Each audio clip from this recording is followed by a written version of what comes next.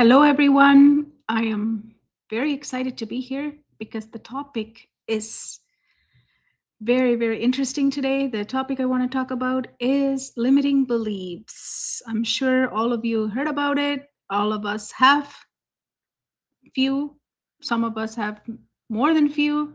So I'm excited to bring this topic because there's a lot of conversation around this topic. So it is something that we all have, right? So limiting beliefs aren't just beliefs. So, what are they? So, that is the conversation I want to have with you today. But before we get started, we have to bring ourselves here and now.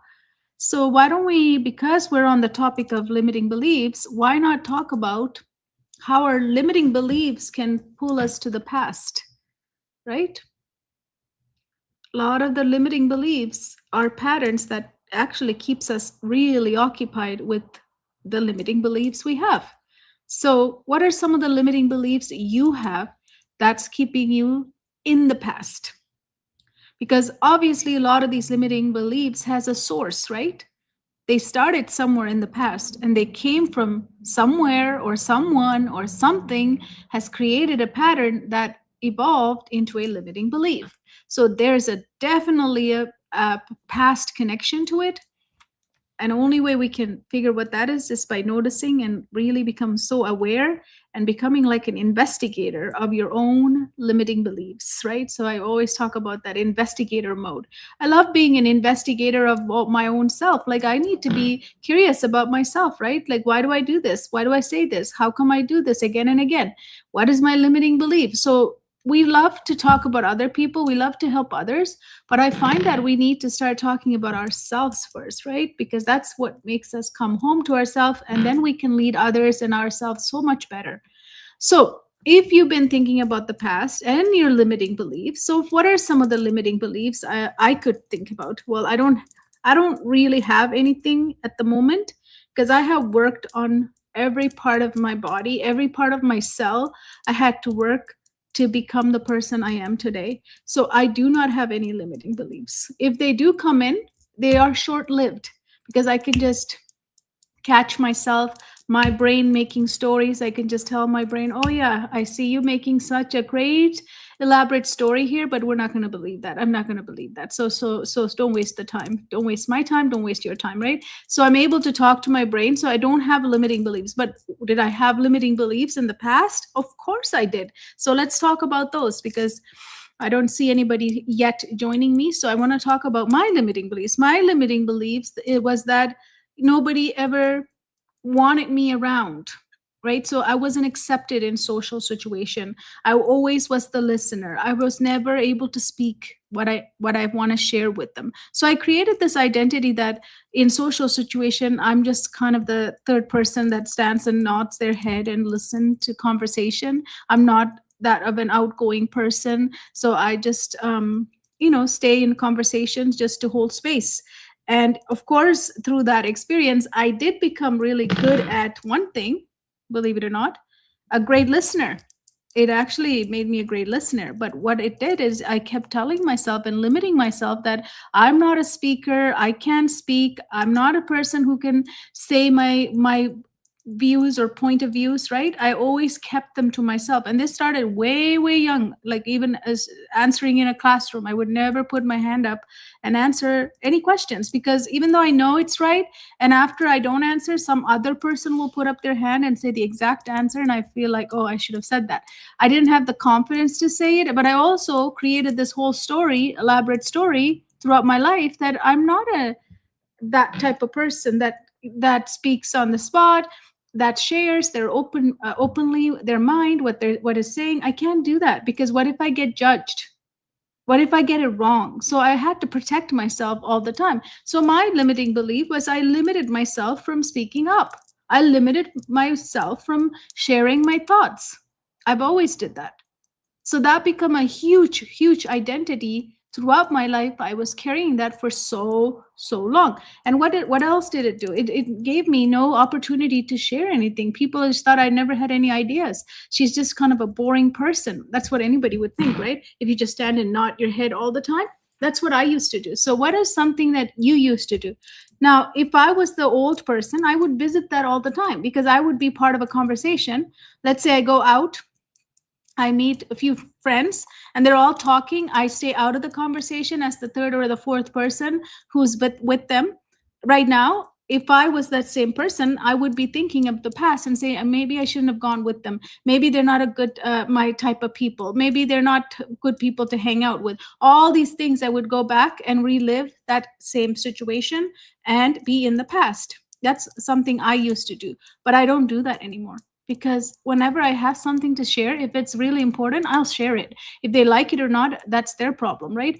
But I have to share it because I'm not going to be standing with 3, 4 people just listening and nodding forever, as that's my job. So that was limiting belief. That's how much I would have spent in my past beating myself about situations and social situations, other situations where I wasn't able to talk. So what are some of your limiting beliefs that takes you to the back, like to the past, and keep replaying it, and then you have to deal with it, and then you feel sorry, you feel embarrassed, you feel stuck, you feel like, oh, I can't get out of it? What are your limiting beliefs that keeps you in the past? Think about it, because believe it or not, it's simple as it sounds. Awareness is the number one thing that we need to get so good at. Awareness of this soul right here, this body, this person right here. We are so aware of everybody else except ourselves, right? So why don't we get so curious, like a investigator, investigate ourselves? That way we can really look at what is keeping me in the past. Okay, so what can I do with my past? What would I have done, and what should you do with your past? Just let it go, because nothing is going to happen by revisiting the past. We can't change the past. I cannot go back and rewind all my years into early elementary school and relive that, and somehow I'm going to get something out of it. No, nothing. It's just waste of time. It's total waste of time, and it keeps me from doing what I could do now and here. This is the only moment I have, and I don't do anything here. I keep wandering away over here because my brain thinks it's very important to think about the past. So why don't we just let it go? Before we let it go, here's a very important thing that we must do. Every one of us must do. Pick up the lessons, grab the lessons. It's like if you want to wash something away forever, grab the lessons. What is the lesson that it taught me? For in my situation, as I was sharing earlier, it would be what? What is the lesson I learned? By staying quiet, usually people think you don't have anything to share. You don't have ideas. You're not that bright. You're not that, you can't contribute anything. You're not someone who's going to collaborate and contribute. You're just a quiet person. You're just shy. These are the things others are going to say about me. They're not going to say that I know these ideas and she's just not sharing because she's not comfortable. They're not going to think that. They're going to think that I'm quiet, shy. Maybe I don't know what's going on. Maybe I'm not capable of that conversation. That's what they're going to think. Because otherwise, anybody would speak up, right? So they're not going to say, poor me, oh, she's probably very shy and she doesn't want to say it. She probably knows the right answer. Nobody thinks like that, right? So why don't I take the lesson? Lesson there is to, if you have something to say it. There's no right or wrong. It's just what you think, right? It's a conversation. So why didn't I say things when it was a conversation? Why didn't I say things if it was right or wrong? Who cares if it was a right or wrong? Why can't I put up my hand and say it that this is the answer I think? Okay, oh, sorry, I made a mistake. Why couldn't I become so okay with receiving somebody saying like, this is a mistake? And why didn't I learn that long time ago when I was young? Why was I like always protecting me from failing? Almost like I cannot fail. I have to be good at it. Well, that's how we're taught, right? We have to always know everything. So my lesson is, don't stay quiet. If you know the answer, just say it. So that would be what I bring to now and here. Now, what about the future? A lot of us love to travel to the future, right? Our brain is so powerful. It wants to create the future for us. It wants to predict everything that's going to happen. Not only it wants to create everything that's going to happen, it also wants to look at the future through the lenses of the past. And it wants to tell you that how bad you were. You remember when you were in elementary, you couldn't speak to people. Why do you think you can, do this now? So whenever I'm making plan, my past will come and cloud my future. And then I create all these plans based on the past past failures or past disappointment. Now, is that the future I want? Not really. Is that the future you want? Not really. So why do we allow our brain to do this? We can cut it out. We can tell the brain to stop it because we own the brain. It doesn't own us. So why not talk to the brain and tell it that stop talking about the future from this perspective? I know my future is, there's a future available for me. I know this. Why don't I just bless it and release it so that it can arrive to me? Instead of you going and predicting with the past and clouding it and making it very scary for me and then making me think of all the what ifs. Because that's what happens when the future brain goes with the past knowledge. So where can I be instead of in the past or the future? Now and here. So right now you're watching me. Bring yourself to now and here. Now and here is the only place we can learn. We're all learning every single day. It's not just the kids learn. As adults, we are going to learn until the day that we stop breathing. We're going to learn every single day. Now, living is another thing that can only happen here. Try living in the past. That's just reliving it. Try living in the future. That is just imagining it, that we're going to go there. But we don't have the ability to do any of them. Only ability we have is now and here. This is the only moment that's possible for you to live your life. So why do we go into the past and future and make ourselves so anxious and so nervous and so not pleasant, right? It's not pleasant at all. Now, should you not think about the future? Of course you can think about the future. Just don't spend time creating it, because that we don't have that ability. Just set some intention and come to here and now. Because some of you might be thinking, am I wrong for thinking about my future? Of course not. We have to think about our future, because how else are we going to have a roadmap to get there? Well, we all have a intention. Some of you have goals. I don't have goals, but I have intentions for my future. So every action I take is going to be directed to that future intention I have set up. So that's how future thinking is good, except it has to be clean. It cannot have any residue from the past, any toxic thinking from the past. If it does, right away, you got to cut your brain to stop it, because it's going to create an elaborate story. It's going to produce a better story than any of the Hollywood, Bollywood, all these, film producers can produce. Our brain can produce it. So why not just release it, come back to now and here. So when you bring your hands like this, it actually grounds you. This is going to anchor you. So this is where you can lead yourself and others. And a lot of you tell me that I'm not a leader. You're not a leader of the world. You are a leader of yourself and the leader of your family, leader of the people you love. So we're all leaders in our own ways. So if you are here, this is a peaceful moment here. The more peace we can find in the now and here is how much we can create in our life, how much we can get further in our life, how much we can perform in our life, how much we can be successful in our life, is the ability to be here and now. Because if we're anywhere else, we're being sucked into wasting time. Past or the future, both of them waste quite a bit of time. Don't you think? Think about your life. Isn't that true? Okay. So now that you're here and now, one more exercise that I want to share with you that's going to bring us really here and now is breathing. I always talk about breathing, right? Breathing is so important, but we forget to do it. We forget, and we also, when we breathe so quickly because we're so busy, right? So why not take deep breaths to calm ourselves down? So let's inhale for 4, hold for 4, and then release for 8, releasing all energy that doesn't belong in your body, all toxic things that you stored in your body from all over. I want you to let go through your mouth, just out through your mouth. Now inhale for 4, hold for 4, and then really exhale for 8. Again, releasing all the bad things that you stored. You don't need to store anything in your body. Your body is not a storage place. It's a place for you to have beautiful relationship. It's a place for us to take care of ourselves. It's not a place to store things that are going to not serve us. Okay, let's take one more time. Inhale for 4. Hold for 4. And then really exhale for 8. Let's go. Let go all the pain, all the noise, anything that's keeping you worried and stuck, let it go, because we don't need it. It's gonna not work for us if we keep looking at that, right? Okay, so coming to our today's topic, as I said, it's about limiting beliefs. So I wanted to share with you something that can, I want you to imagine you're driving the same route every single day, the same turns, same stops, the same timing. So what happens after a while?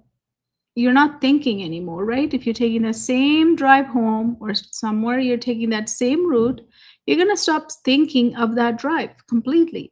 Your body just goes. You could be thinking about something else and it still end up exactly where you always go. Have you ever had the moment like, I don't even know how I got to this place? Because it's so normal for you to drive that, it becomes almost like you're not part of that trip, right? So now here's the part that most people miss. This is exactly the way, just like you driving the same path every single day, this is the exactly the same way how patterns work. Because patterns are formed by doing something repeatedly. So that's how your patterns in your life is working as well. They're not conscious. They're there because they have taken a full ownership of you, of that pattern, right? So that's why it doesn't have to be conscious. It's not chosen, it's just conditioned. It's conditioned that way. So the pattern is conditioned in you. You're just going to repeat it because it's so familiar, and this is exactly what you do. Just like you drive a vehicle to the same location back and forth, it's going to become like you're not going to be thinking about it at all, right? So when people say I have a limiting belief, I don't see it as a belief. I see it a well practiced route your system learned to follow. So, just like that trip back and forth, you have a memorized path that you would drive, you would stop, you come back. It's the same way that it's not a belief, it's actually a well practiced route. Just you have created a route. I mean, it is also inside of you a neurological pathway that is like a superhighway that you've done it so many times, the traveling, that you don't even have to think about it. You'll end up where you need to go. So it's a well practiced route. It's not a limiting belief, it's a well practiced route. You don't wake up one day and decide, I am not good enough, I can't follow through, I always mess up, right? We don't do that. We don't just wake up one day. You experience something, your system reacted, and it repeated again and again and again until the brain said, this is the route now. So we don't just say these things are limiting things. What we do is we do it again, the same pattern, repeating the pattern again and again and again until the brain says, this is the new route now. So that's why limiting beliefs are so um, powerful, but also there are so many layers to it because how it formed, how it conditioned, how it created a route for you, and that's keeping you in a loop and repeating it, right? So this is not a limiting belief or belief problem. It's a pattern that became automatic. So you have a pattern that's automatic. And after enough repetition, you stop seeing it as a pattern, you calling it just you. This is me, right? So, for example, earlier I shared about myself. So, what do you think I used to say about myself? One of the limiting beliefs I said was I was stupid. Makes sense because I can't answer anybody. I'm not able to communicate with a lot of people. Everyone else seems to be talking fine. So because I stand there nodding my head, and sometimes I don't even have to nod because I've been ignored. So I would actually start calling it, that is who I am. This is me. I'm not an outgoing person, right? I'm an introvert. I don't like social situations. And those are so wrong in my life. I love social situation. It's just that I didn't know how to overcome my pattern that I created, right? So we don't want to call ourselves, this is me. That identity, that pattern doesn't own you. It doesn't become you, right? It's where it started. So it's not where it is. It is not where you began. You started repeating a pattern, and that pattern created the limiting belief. Now you call it a limiting belief. You don't see the pattern, you just call it a limiting belief. And those patterns happen so fast, and we don't even know when they come and hold us a hostage, because a lot of limiting beliefs are things that keeps us stuck, so much stuck, right? And we overthink around them too, because our brain is so capable of coming up with all the facts, right? False facts, of course, of how this limiting beliefs is actually true. Your brain is so incredible. It just makes up all these stories how, yeah, of course you have that limiting belief. It'll just agree with you all the way. So then it just validates that limiting belief, and that's how the pattern gets stronger. That's how the root to that limiting belief is so ingrained. It's not being resourceful for us when it's a limiting belief, but we are so good at it that we created it, and it's like a permanent superhighway. It wants to use it all the time because it is what it knows, right? So what should we do in order to really shift this, right? So don't fight the thought, right? Don't fight that. If it comes up, don't fight it. And don't force confidence. Don't layer affirmation on top of it. But we need to go deeper. These are just layered stuff, right? Controlling your thought or fighting the thought, or like forcing confidence or affirmations on a system where you have a pattern that's underneath it, and we're not going to recognize the pattern. We're just going to patch everything on the top. This is what creates a lot of the failure we have in our society. So what we need to do really is go deeper by, you need to interpret the root. What is this root? Why is this root created? You need to figure out why the root was created. Then you want to interrupt that root. And you want to create new experience, because we want to teach our system that there is a new way to move. This old pathway is not serving me. I need to create a new pathway. So I have this beautiful forest analogy that I share with my coaches, and when you become a client, you will see it as well. Our neurological pathways are like superhighways, but many of them are limiting, associated with limiting beliefs, and they keep us stuck, these pathways. But we're so used to using the pathway, they're a superhighway. So anytime I think of something, it just goes through that superhighway very quickly. But if you're going to start identifying, interrupting these and creating new pathways, because the old one's not serving, so we have to create a new pathway. If you start doing that, guess what? It's like you're standing in a forest where there's no path at all. It's overgrown forest, and you have to go through this forest. There's no path. It's just a dense forest. There's no pathway at all. So that's why in the beginning it's hard. It's hard to interrupt the root, and it's hard to create a new pathway that is going to be powerful and serve you. It's hard. And that's where we coach a lot of people in shifting that for them. So when we create new pathways, they're like overgrown forest. So the more I start using that pathway, so if I go repeatedly, if I go for a hike or a walk in that forest, what is it going to happen to a path that was not there? I'm going to create a path, right? Because I'm keep walking on the same field day after day after day. So there's going to be some kind of little less overgrowth, and I'm going to push some of those away. So I'm creating a path so I can go through it. Now, what happens if I use that for 2 months? What happens if I start using that for 3 months? That pathway is going to get stronger and more It's going to become like a true pathway. So eventually, if we keep doing that, those pathways do become like a superhighway. And now what we have built is something that's going to serve us, because the previous pathway was not useful to us. It was full of limiting beliefs. It was every time I have to pass through it, I was being held and pulled by the limiting beliefs. So nothing happens. But now that I created a new pathway, it's amazing. I have a new pathway. I don't need to use the old pathway with the associated limiting beliefs. I create this new experience. I teach that there's a new way, a new pathway, so that we can get to success.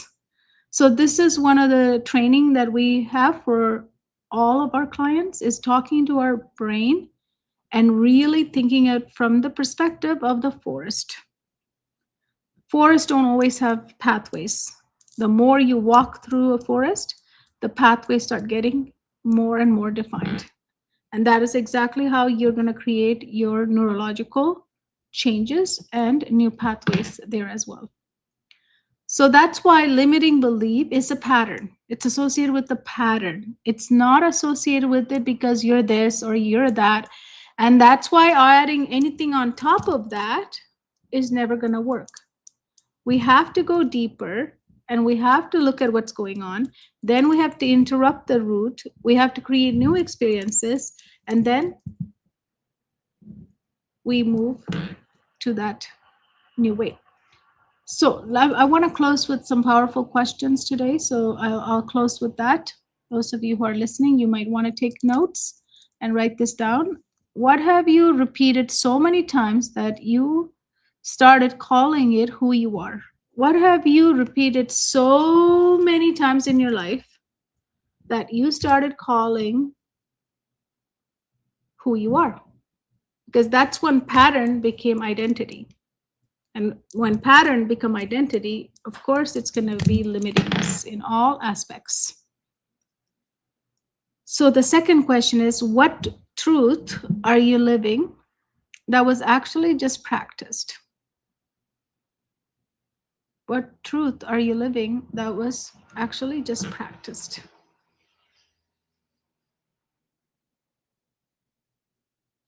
Now, this is very powerful. Write this down. If your patterns were learned, all patterns are learned, because we come into this world ready to flow and be successful. All the training that we get from the birth, our parents, schooling, everything else in the social world, everything else in the real world, always going to condition us, right? Right? So that creates the conditioning, and then we go into patterns, then we take that towards self-identity. So if your patterns were learned, what becomes possible if you can unlearn it? Because all patterns are learned. Don't even say they're not. It's always learned. Because we didn't come into this world to be blocked, to have limiting beliefs. We didn't. We came so beautifully with everything ready to go, in flow. But then the world conditions us in this way, so then we have to work through it. If your patterns were learned, what becomes possible if you can unlearn it? Can you unlearn it? Is it possible?